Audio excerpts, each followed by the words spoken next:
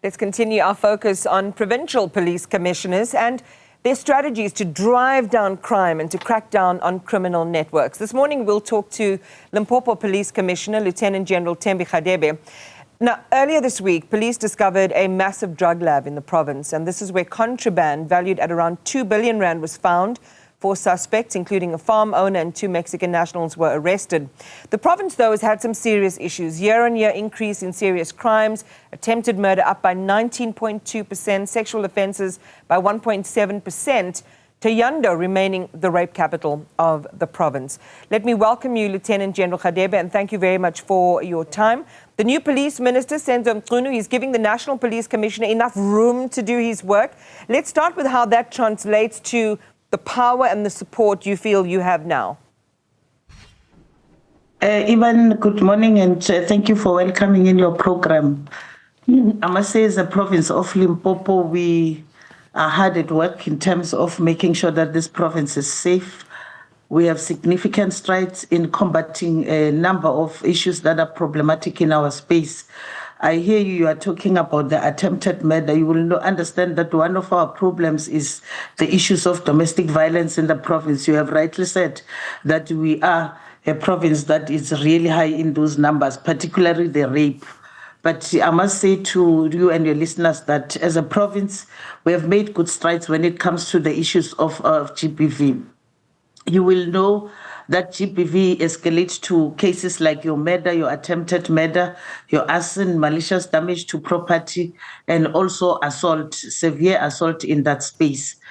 And we, as the police, our FCS units are hard at work, and we have made sure that we secure a number of life sentences in this particular space. I must say our family violence unit has already managed to secure a combined 578 years imprisonment meted against 44 suspects who were convicted for cases ranging from rape, kidnapping, statutory rape, child neglect, and also to some extent which are meted by those illegal immigrant foreign nationals.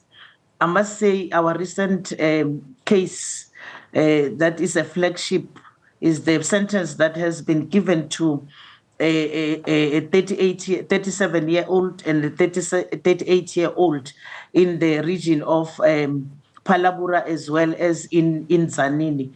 And in both instances, it was minors that were raped, and these people have been given life sentences. Yeah. I must say there's a number of cases that I can reflect. In Nebo, we also have a 31-year-old that was sentenced who raped victims between the age 12 and 30 around the local policing of Nebo between February and April. And these people have already been sentenced to life sentences in respect to the rape and 25 years in respect to housebreaking. Right. It doesn't end there. We have challenges in this province. Let's break it down, Lieutenant General. I want to deal with some of these sequentially. Thank you very much for dealing with the issue of GBV, because, pardon me, one of the things we know is that you can be walking home from a tavern and you can be attacked. You can be going to school. You can be dragged, off the road walking to school and raped in the bushes.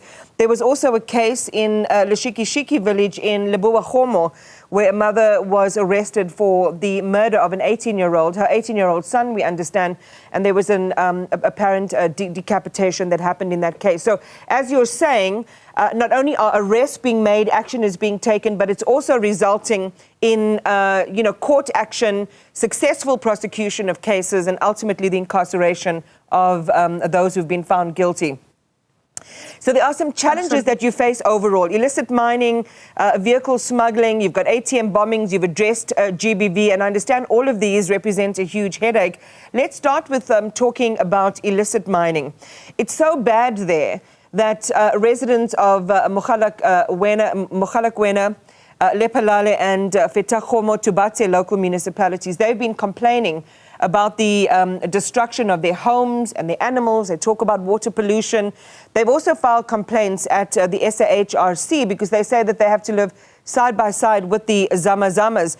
You've got Operation Vala Umgodi, which targets the eradication of that practice. So just give us and residents in those affected communities the latest in terms of your policing efforts to stamp this out. I must say, Iman, we have a deployment which is a multi-focus together with the SANDF, and in the 5 districts, including the district of Waterberg, where Mkhalakwana is, and Lipalale, we have a static deployment that is there that of only focus on the illegal mining, which we call it Operation Valumgut. These teams that are there, they have been hard at work. Unfortunately, one of our challenge, you'll find that in some instances, like those of Mkhalakwana and Lipalale side, where they are crying about pollution, some of these mines has been given permit, and we find ourselves, our hands are cut off. However, when it comes to Zamazamas, we leave no stone unturned in the province, in all the districts. Having to say so, we have arrested 684 people within the illegal mining space. We have done 684 operations. We have arrested we have confiscated a number of items, like your excavators, your tipper trucks, your a number of equipments ranging to 14 million, if I may make a price in that. But whatever that I wanted to say, we're working together with the DMRE officials in that space. You will know in the Sekhukhune district that some of the mines were left unrehabilitated, and that has caused a havoc and a danger to some of the children, because you find just in front of the house there is a big hole that is still open. During rainy days, there's a lot of water, which is a health hazard as well. So we are working together with that department to make sure that we rehabilitate those mines and make the environment viable for the communities of this province. Lieutenant General Hadebe, and one can appreciate, as you're sharing with us now, that the issue of illegal, sometimes artisanal mining can be quite complicated. But as you say, on those that you can take action on, and this is with, plain down illegal and illicit mining in terms of the Zamazamas, you've taken action and you've given us a status update on that. But I guess one of the questions that people in the community are asking is, when are you, or how close are you to cutting off the head of the snake? Are you closer to finding out who's financing these capital-intensive operations? Community members also say they suspect that politicians are involved. So where are those investigations now? That I will not answer whether politicians are involved, but you will know as police, irregardless what is your social standing in the community, we make sure that the law take it on course. In terms of our funding, I must say the president is very keen in making sure that this project of Valumgoti continue, particularly for us provinces that has got a lot of mining going on, like Limpopo is a hub of the mining industry. So we will continuously get that funding. There's no indication that this project will end soon. And even if it ends, before it started in the province of Limpopo, we already had our own teams that were taking care of this particular sketch, and will continue. And we also made good progress in that regard, even before there was this multi-agency team that was funded through the national funding. I want to go back just to refine that question. What I meant was, in terms of the syndicates and the kingpins involved in the illegal mining, and as you say, you've made hundreds of arrests in terms of these Zamazamas, but there's somebody running these operations, there's somebody funding these operations. Are you closer to taking those people down? Definitely. I must say our team of the DPCI, together with our organized crime in the province, they have made good progress also in the site of Waterberg, which is your Tabazimbi, where they arrested a foreign national who's a Chinese, who is alleged to be Kingpin, who's funding some of these operations. In the Sekhukhune district, we are close the net in terms of other foreign national who are also funding these operations on the ground. So I must say there is a project that we have registered in that regard, and soon we will be spelling out the success stories of that project. Let's talk drugs before we let you go. We mentioned at the start that massive drug bust, and then 2 weeks ago there was another 45-year-old man who was arrested in Limpopo. Police uncovered drugs there worth 5 million rand, including heroin, by the way, allegedly being sold to school learners. They also seized a large sum of money at his home. You're talking to us about different categories of crime, and I'm mentioning drugs now. What is your message to those involved not only in drug production and in dealing, but in all types of crimes in the province? I must tell them that they should be in the run. They can end in Mpumalanga, they can end in Gauteng, but they should not cross the borders of Limpopo, because we are closing our gate very strongly. We are making sure that all our exit route in this province are manned, and we have some teams that are roving, that are vigilant, and that has led us to uncover a lot of other illicit operations by thugs that are going on in the province, like your smuggling of vehicles, the trafficking of illicit cigarettes.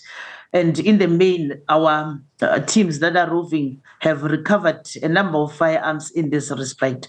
So we also arrested a lot of suspects that are operating between Gauteng and Limpopo, operating between Limpopo and Mpumalanga. So I must warn them that we as the province of Limpopo will not allow any unlawfulness that will take place and torment our communities in this province.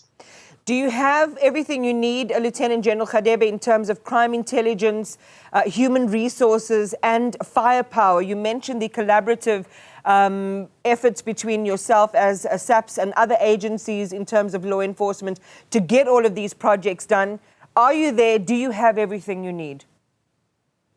I must say, when I started in this province, I started building the capacity of our specialized units, your organized crime, your murder and robbery units, who deals with the major robberies that are prone to take place. I intensified and capacitated the family violence unit and the stock theft. You'll know stock theft is also a problem in this province.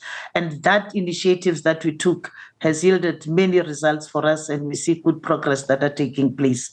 And I must say, moreover than anything, we need our communities, and our communities has been so loyal to us to work with us in every step of the way to make sure that we apprehend any suspect who commit illegal activities in this province. Lieutenant General Thembi, thank you very much for talking to us this morning.